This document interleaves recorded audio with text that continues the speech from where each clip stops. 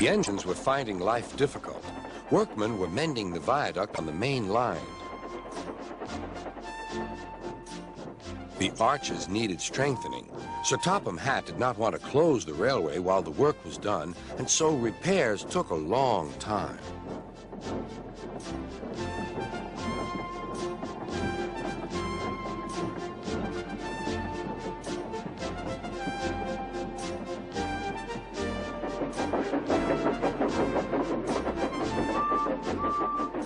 The engines had to take great care when crossing the viaduct, and the delay often made them late on their journey to the junction, where they knew Thomas would be ready to collect his passengers.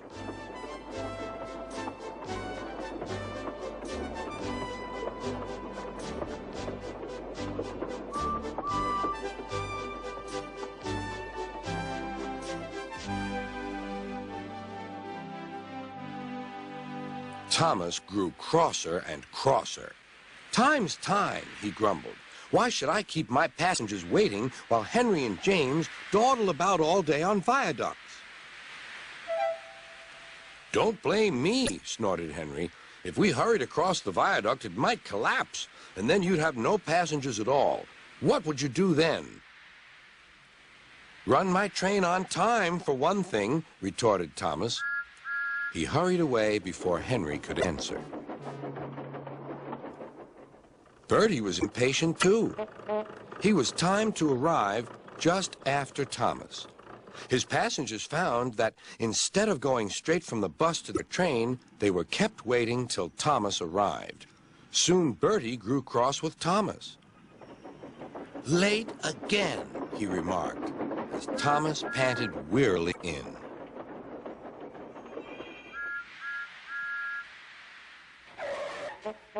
"We may be friends, but I thought you could fast, Thomas. It's time we had another race. I reckon I could beat you now." Thomas let off steam loudly. "Rubbish!" he hissed fiercely. "It's those main line engines. They dither about on the viaduct, and they blame Sir Topham Hatt's workmen. It's just an excuse for laziness, if you ask me."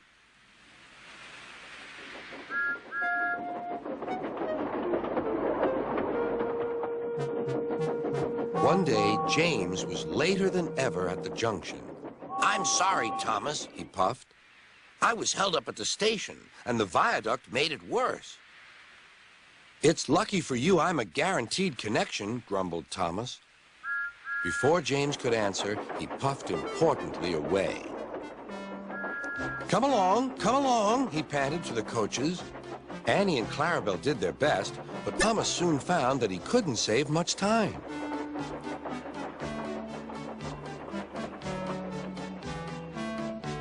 Suddenly, Thomas saw Bertie ahead. His radiator was steaming. "What's the matter?" asked Thomas. "You should be at the station by now. You're late." "I feel dreadful," moaned Bertie. "All upset inside, and driver says he can't make me better." "Thank goodness you're late, too.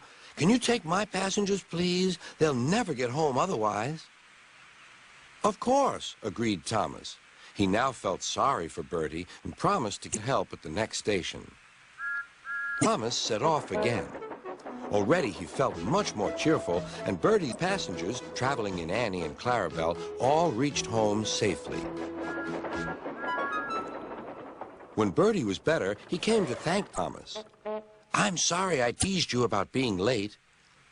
"That's all right," replied Thomas. "I'm glad I could help. There are times when being late isn't such a bad thing after all." With a last cheerful greeting, the two friends went back to work.